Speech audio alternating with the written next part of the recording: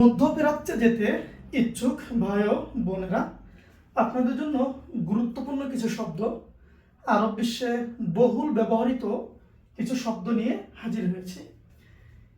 প্রথম যে শব্দটি এখানে আমি লিখে রেখেছি সেটা হচ্ছে ওয়াকিফ।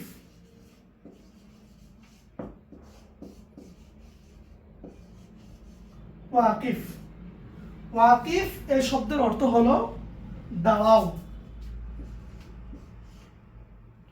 ওয়াকিফ এর শব্দের অর্থ হলো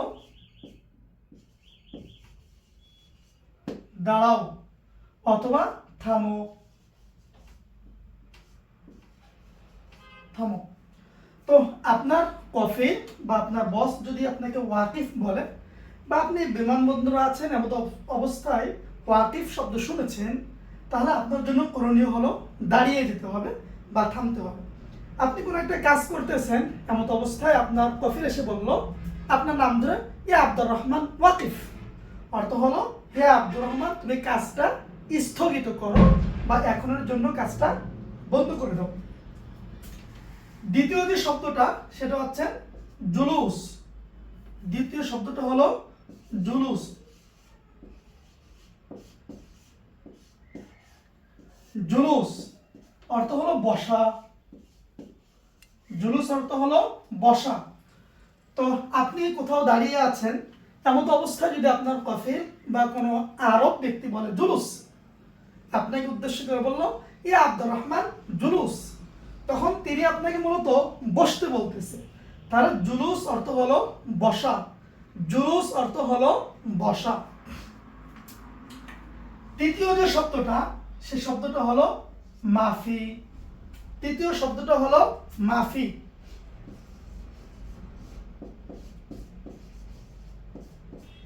এই শব্দের অর্থ হলো নেই। মাফি অর্থ হলো নেই। নেই বা নাই, আমরা যেভাবে বলি না কেন। তাহলে মাফি অর্থ হলো নেই বা নাই।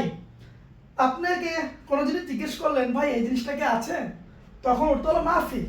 মাফি মানে নেই বা নাই। মাফি অর্থ হলো নেই বা নাই। চতুর্থ শব্দটা হলো মওজুদ।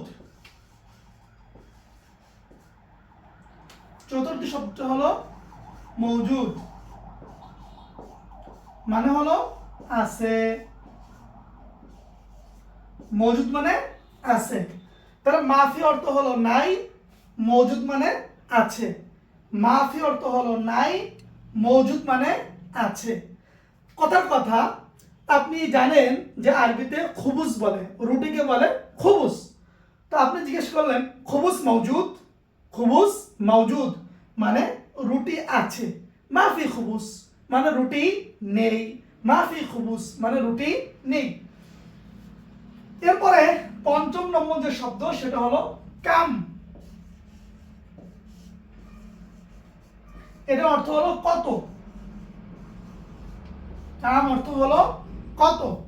কাম দ্বারা সাধারণত প্রশ্ন করা হয়, কাম মানে কত।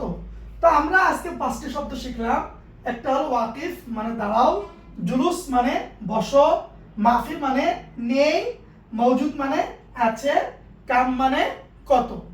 তো আমরা যদি এই শব্দগুলো মুখস্থ করি প্রবাসে যাওয়ার আগে বা প্রবাসে যাওয়ার শুরুতে, তাহলে কিন্তু আমাদের প্রবাস জীবনটা একটু সহজ হবে।